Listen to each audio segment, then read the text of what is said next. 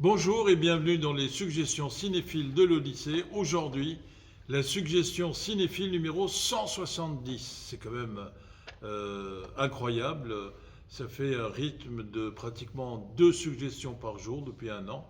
Et on n'a pas à en avoir honte ici à l'Odyssée. Et c'est dans le cadre de l'effort que nous faisons pour maintenir le contact avec notre cher public. Cette suggestion 170, avant de la commencer, comme d'habitude, prenez bien soin de vous, respectez les consignes de sécurité sanitaire, euh, soyez en même temps, exercez votre vigilance démocratique pour ne pas devenir des esclaves consentants et pratiquez la proximité cinéphile en attendant de revenir à l'Odyssée et en suivant par exemple nos suggestions, nos chroniques et nos conversations sur la chaîne YouTube de l'Odyssée ou sur le site cinémaodyssée.com de notre association Les Rencontres Cinématographiques d'Alsace.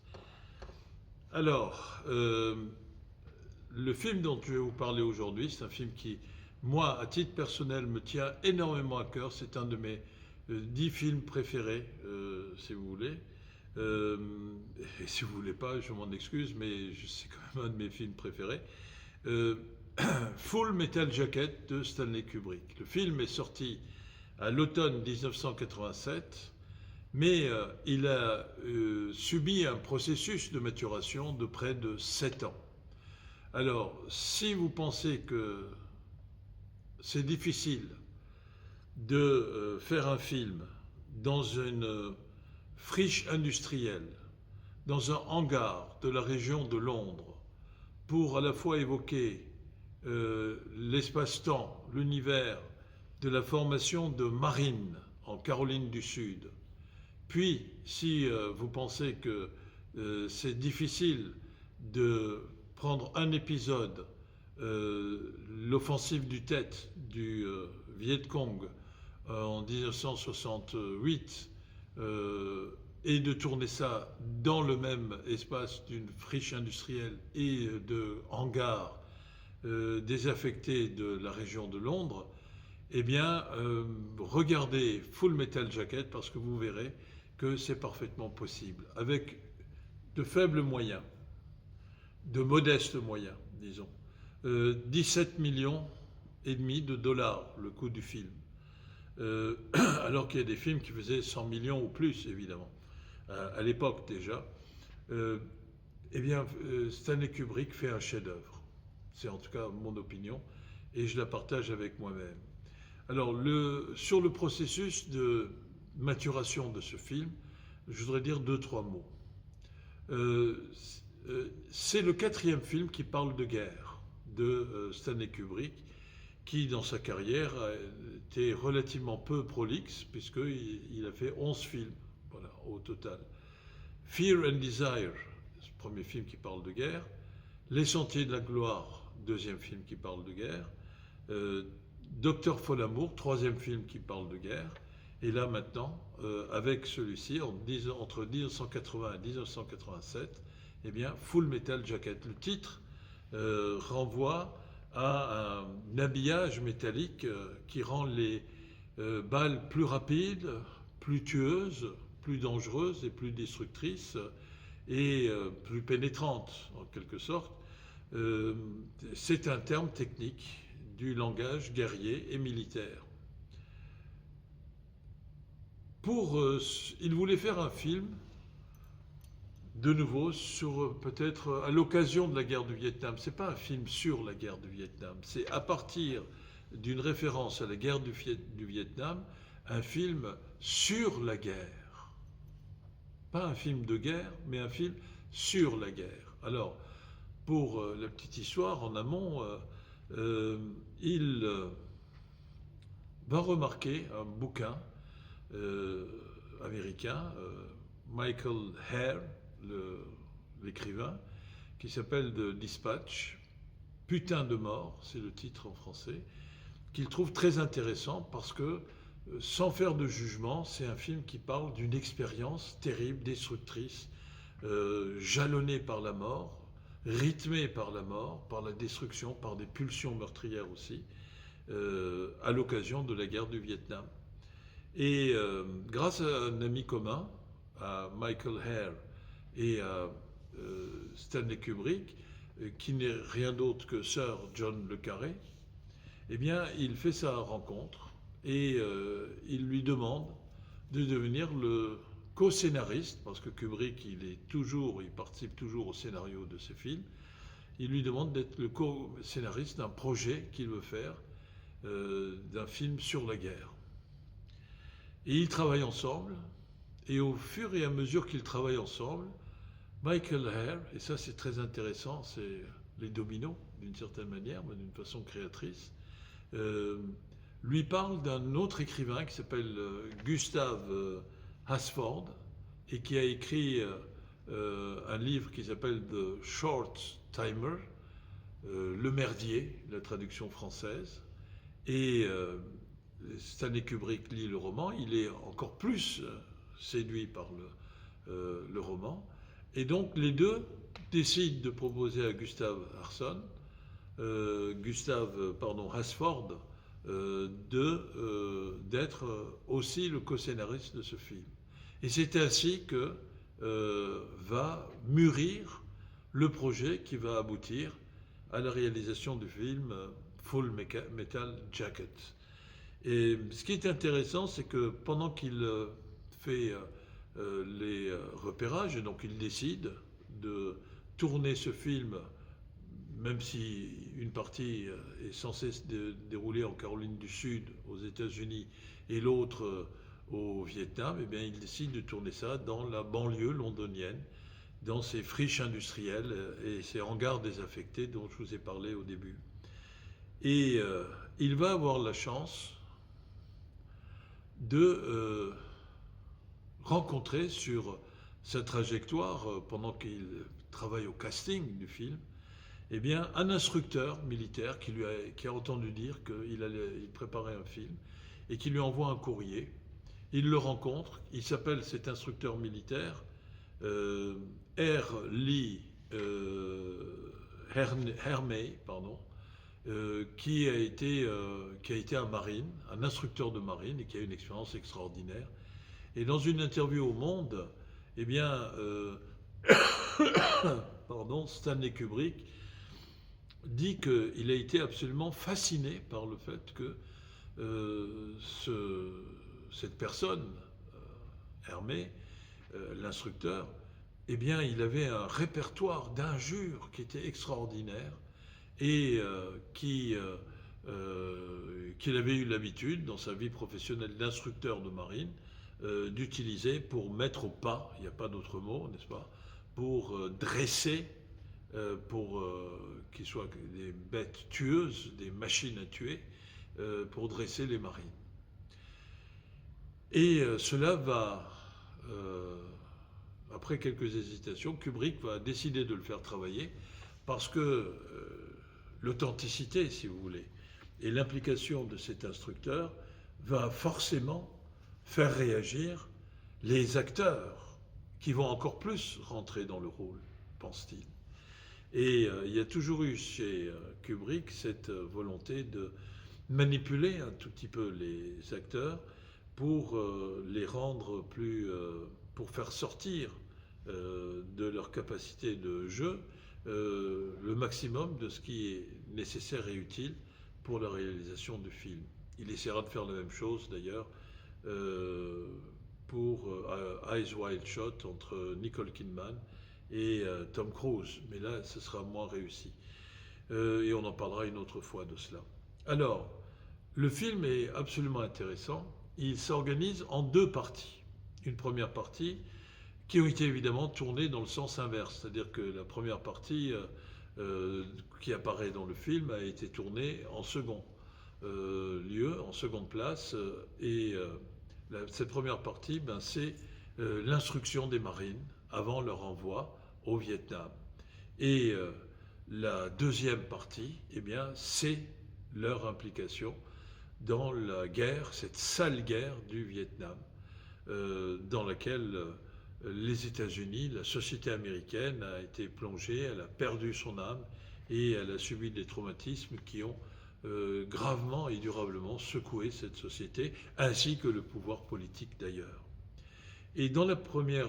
Alors pourquoi est-ce qu'il a tourné dans le sens inverse? Parce que dans la première partie du film, eh bien, ils ont tous des cheveux qui sont coupés à ras, et donc il est évident qu'ils n'avaient pas le temps d'attendre que ces cheveux repoussent. Donc d'abord les scènes de guerre, ce qui constitue la deuxième partie du film, et ensuite les scènes d'instruction avant d'aller à la guerre, ou pour pouvoir aller à la guerre, qui a été tournée après. Alors, à chaque fois, dans chacune des deux parties, eh bien, Stanley Kubrick va s'intéresser non pas à des actions héroïques, à des faits d'action militaire extraordinairement rythmées, envoûtantes, avec tout le lot d'ambiguïté, de complaisance vis-à-vis de la représentation de la violence, mais il va s'intéresser, au fond, à l'énigme humaine qui rend possible les guerres. Ça, c'est une des constantes, si vous voulez, de la préoccupation de Kubrick de film en film. Je vais essayer d'être un peu plus précis, c'est-à-dire que ce qui intéresse Kubrick, dans la partie qui concerne l'instruction des marines, eh bien, c'est de voir comment cette instruction suppose un phénomène assez paradoxal et ambigu, de désindividualiser les individus qu'on va transformer en machines à tuer. Donc toutes les caractéristiques particulières, tous les idiotismes, ce qui est singulier à un être va être élimé, va être dissous, va être cassé par la force. Pour commencer, ils sont rasés à pratiquement coupe taille zéro, les cheveux, donc ce qui provoque une anonymisation des individus. Plus de distinction grâce à la couleur des cheveux, à la longueur différente des cheveux, etc. Surtout que dans les années 60, mais c'est la même chose à la fin des années 80, eh bien, et après aussi, disons que le revêtement capillaire était considéré par les gens comme quelque chose qui était précieux et qui était très spécifique et qui était la particularité, si vous voulez, de chacun, et qu'il était préférable de ne pas avoir la boule rasée à zéro. Bon, parce que sinon, on a une tête d'œuf. Et donc, on n'est plus reconnaissables les uns des autres. Ensuite, évidemment, on les réduit à des matricules. Enfin, on les réduit à des corps qui doivent faire allégeance d'obéissance vis-à-vis de l'instructeur. À un moment donné, il dit « vous êtes des raclures, vous ne valez rien, vous êtes la boue », et il utilise des mots même plus durs que je ne vais pas utiliser ici, l'instructeur, et simplement en disant toutes vos phrases, vous les commencerez par « sir, yes sir » et vous les terminerez par « sir, yes sir ». Donc, même les capacités d'élocution des gens vont être réduites à l'aboiement du censé exprimer qu'on a compris l'ordre qui a été donné et qu'en dehors de cela, on s'interdit de parler et on s'interdit de penser quoi que ce soit. C'est-à-dire qu'on réduit évidemment la subjectivité à son expression la plus primaire, la plus primale, la plus basique et la plus bestiale en même temps. Et puis enfin, pour compléter le tout et pour obtenir l'obéissance, eh bien, on prend une tête de Turc. Mais aujourd'hui, c'est pas ma fête, hein. Les chauves, les têtes de Turc. Et celui qui est pris comme tête de Turc, c'est un marine qui est un peu plus enveloppé que les autres et qui devient en quelque sorte le bouc émissaire de cet instructeur qui le surnomme Grosse Baleine. Et il va le punir pour provoquer de façon très intelligente la soumission soulageait les autres, qui évidemment, effrayés par la répression de cet instructeur, eh bien, sont en même temps soulagés que cette violence de l'instructeur se dirige contre ce bouc émissaire et non pas contre les autres.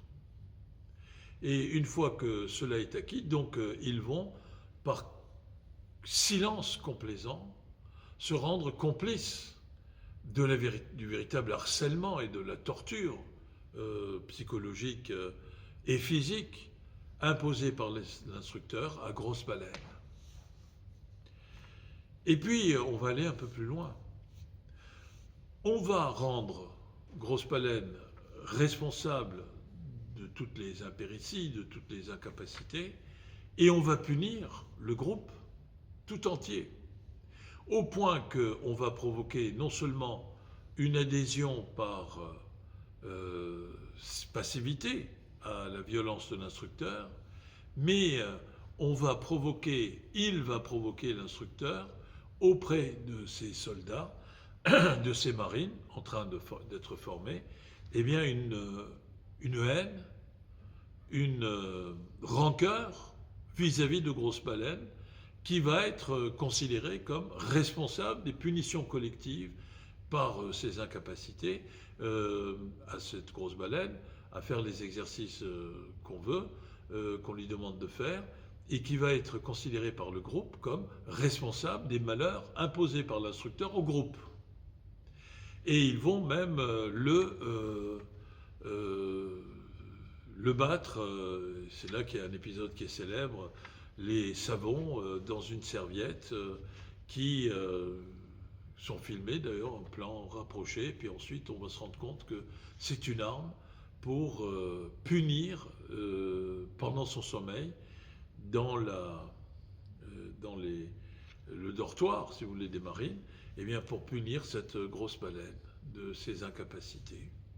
Au point que, évidemment, eh bien, à travers le processus de désindividualisation collective et personnelle de chacun, eh bien, on va laisser apparaître simplement ce que certains pourraient appeler le cerveau reptilien ou les pulsions comportementalistes les plus primaires et les plus sauvages, la violence, le bouc émissaire et un esprit de corps contre un ennemi, c'est-à-dire une haine discriminante, un bouc émissaire.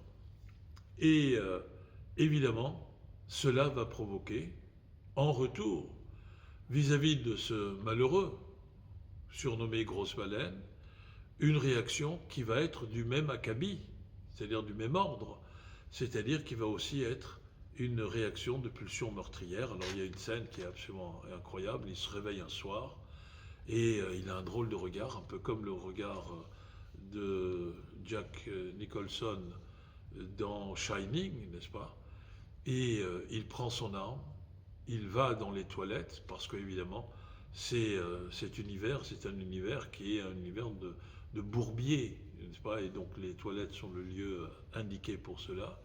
Et quand l'instructeur le surprend, il va l'abattre avant de se suicider lui-même. C'est-à-dire que cette déshumanisation, cette désindividualisation va se transformer comme acte non émancipateur, mais comme dernier acte, comme chant du cygne, si vous voulez, de l'humanité, en une dérive, en un vertige, en un dérapage purement et simplement meurtrier. Et là, le fond de l'humanité est montré au grand jour, c'est-à-dire que derrière chaque homme, ou en chaque homme, il y a le possible meurtrier, la pulsion meurtrière qui résume le déroulement de ces jours. C'est un moment qui est absolument bouleversant et qui est d'une force extraordinaire. Et ensuite, on va voir tous ces marines, sauf Grosse Baleine, bien sûr, et l'instructeur. Mais le rôle de l'instructeur n'est pas d'aller faire la guerre, c'est de former des machines à tuer. Eh bien, qui vont se retrouver au Vietnam. Un Vietnam filmé dans cette usine désaffectée et ces friches industrielles de la région londonienne, et qui ressemble un peu à certains faubourgs de Saïgon. Eh bien, on va voir là ces soldats qui en sont réduits pour exprimer leur existence et leur identité à brandir des armes. Alors bien sûr, il y a des pulsions qui sont incompressibles, des pulsions sexuelles, et donc ils vont aller voir les filles, les prostituées, et utiliser des blagues de très très mauvais goût, phalliques, qui sont en relation avec évidemment la possession d'armes qu'ils ont. Et donc ils en sont réduits à ne considérer les plaisirs de la vie qu'à travers la métaphore de tirer, de l'arme qui tire, si vous voyez ce que je veux dire. Et évidemment, ils seront plongés dans des affrontements, et là, ils sont complètement désinhibés de toute considération éthique, de toute considération morale. Et ils vont massacrer à tire-larigot, c'est-à-dire sans même un état de conscience ou une gêne de leur part. Et ils ont une arme, il y a des gens qui sont identifiés comme, ou présentés comme des ennemis, et donc un ennemi, ça se tue, ça se liquide, ça s'exécute, et le film va montrer comment s'enchaînent les massacres jusqu'au moment où, eh bien, quelqu'un va leur tenir tête. Et là, c'est le final du film qui est absolument extraordinaire. Cette personne qui tient tête, c'est peut-être une des personnes qu'ils ont rencontrées quand ils étaient en permission dans les rues et les faubourgs de Saïgon. Et c'est une personne qui seule va tenir tête avant de se rendre compte que cette personne, eh bien, mais ça, je ne vais pas dévoiler la fin du film, mais c'est en tout cas une leçon qui est formidable et qui montre que ces hommes, soldats, humains d'un côté et complètement déshumanisés dans leur comportement individuel et collectif, transformés en tueurs sans éthique, eh bien, ils ont une part d'enfant, et que cette part d'enfant se traduit par un chant à la Mickey, n'est-ce pas, un chant qu'on présentait dans les chaînes télévisées de Mickey aux États-Unis à l'époque, et que cette paire d'enfants, eh bien, ils sont en train de l'évoquer à travers le soulagement qu'ils ont eu à liquider tout ce qui s'est opposé à eux, mais qu'en même temps, le film nous montre qu'en convoquant leur part d'enfant, ils sont en train de tuer cette part d'enfant, de nier cette part d'enfant, car cette part d'enfant vient ponctuer, rythmer, accompagner musicalement les comportements les plus répréhensibles et les pires comportements qui sont meurtriers, qui sont des comportements de massacre.